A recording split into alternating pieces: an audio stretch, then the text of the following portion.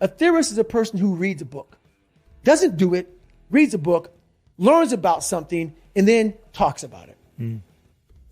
A practitioner is myself. A practitioner is a person like me. I wanted to be an expert in the mind, a mental toughness guy, beyond mental toughness. The only way to do that, in my eyes, is to put yourself in hell. Put it in hell repeatedly. Repeatedly put yourself in hell and study how you process it. And that's how I was able to come up with all these different ways, all these different tools to slow the mind down in hell. Because the mind just speeds up. The mind wants to get out of the painful situation, the suffering. It can't process it. So that's what I realized by going through all these different processes of being in hell weeks. There's some times where the mind gets overwhelmed and you cannot slow it down. But by these certain tools I developed, by not allowing your mind to get away from the moment, you have to think about the exact moment that you're in. But I saw when I was younger, the moment became too big. When it became too big, I spazzed out and I would quit. But now I don't think about even like an hour from now, I'll be eating. I don't even go there. Because then your mind, no, we must embrace this, because now you have to be a leader in this moment. It's not about you just getting through it. I had 5 guys, and 6 including me, in my boat crew. Now I was the boat crew leader. So now another trick is this: if you don't think about yourself, there's no pain. Which can also lead to pain later on in your life. But in these moments when you're struggling, if you are a true leader and you're worried about your men or women beside you, your mind doesn't care how cold you are anymore. Your mind's only worried about taking care of the men and women beside you. So I started realizing, man, if I take care of these cats to my left and my right in the worst moments, my mind is no longer thinking about, you're miserable, David Goggins. Get the hell out of here. You're thinking about, how was John? How was Andy? How was Sam? How was Pete? How are you guys doing? You're not thinking about me. So there's so many things you can do to get outside your own head to then allow your body to just be like, hey, we're just a machine. But you have to let your mind be able to process all these different tactics to do that. Take a different vantage point in life. When you are in the hell, you can't see the beauty of being in it when you're in it. Get on top of that mountaintop in your mind. Get on top of that mountaintop and look down on what you're doing. You can see a whole different world, and that world is beautiful. But you got to get a different vantage point in the suck. Don't be in it. Spiritually, get out of it. Get that soul. Look down on what you're doing. Be amazed by the process of where you're at now and where you came from. I found it. This is the trick. You don't even matter. You're just a machine. You are a machine. Like just like a lever. That's all you are, man. You're not. You're not. And in my book, I talk about what that lever starts to get rusty, starts to get crusty. It starts to, like, I can't even think about anybody but myself. So through the process, what I started to learn was that helps a lot. And you can tap into that all the time. But you have to be able to heal yourself. You have to be able to recover yourself. It can't be something that you continue to do and do and do. There has to be a recovery process for your mind, your body, your soul, your spirit. Encompasses your whole body. So those are tactics, but those tactics must be oiled up. That lever has to be oiled again to go back in it. You know, it's taken me 5 years of doing my meditation, my stretching, my eating right, my sleeping right. And you have to be on a constant reminder, almost like how you put a reminder on your phone, 15 minutes, you got this. That has to be in your brain. You've done too much. Stop. And what happens in life is that we start to see our lives become so successful. We're making money. We're doing this. We're doing that.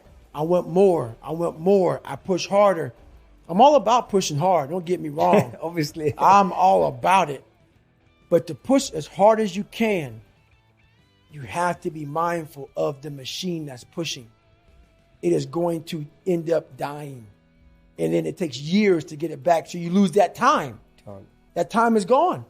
You know, I lost 5 years of I could be crushing it. Where now I'm just now back to crushing it, realizing, God, man, I learned the hard way. That's really sometimes the only way to learn.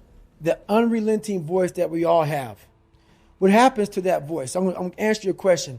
We all have a voice in our head. Some of us are very spiritual, some of us are not, but we all have this voice saying, you're doing fucked up shit. This is wrong. Don't do that. The more you don't listen to that voice, the further that voice gets away from your head. Some people call it the Holy Spirit, some people call it God, some monks, whatever you call it. It's there. We all have it. It's the right or wrong voice. But the more we don't listen to it, the more that voice goes away. And the only voice you hear is yourself. When the only voice you hear is yourself, you're wrong. There's a voice that guides you through life. When sometimes it's guiding you in a direction that you don't want to go, that's usually the right place to go. It's that uncomfortable place. So that voice is always talking to me, but we don't listen to it. I listen to it. And when I start getting anxious, nervous, like we all know when we've done too much because it's telling us, I'm getting tired, I'm wearing down. But we go. I start talking to my fiance, hey, I'm doing too much.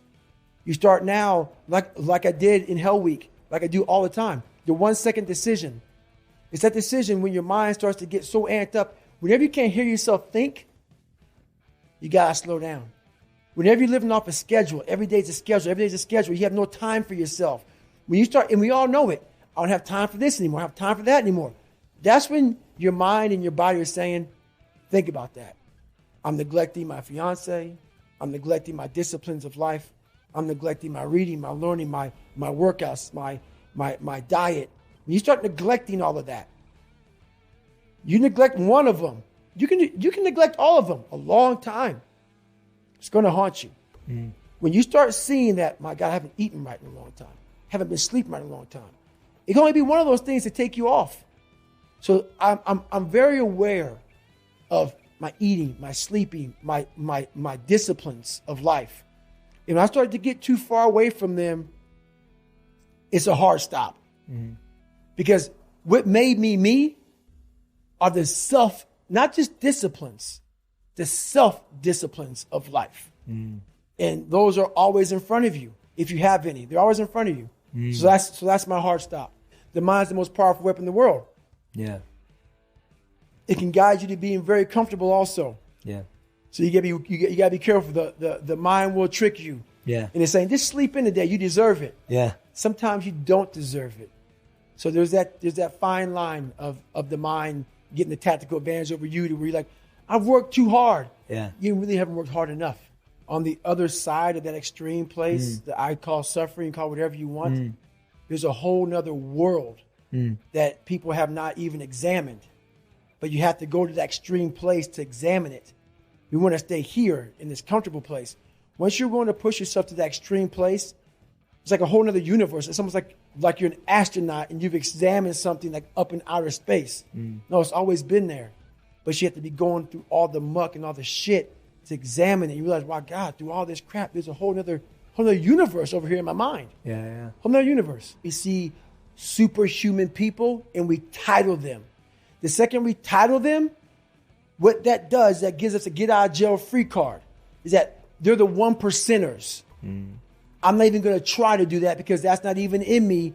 God made them special. They're special people. There are no special people. They're special minds, and the mind can be created on your own.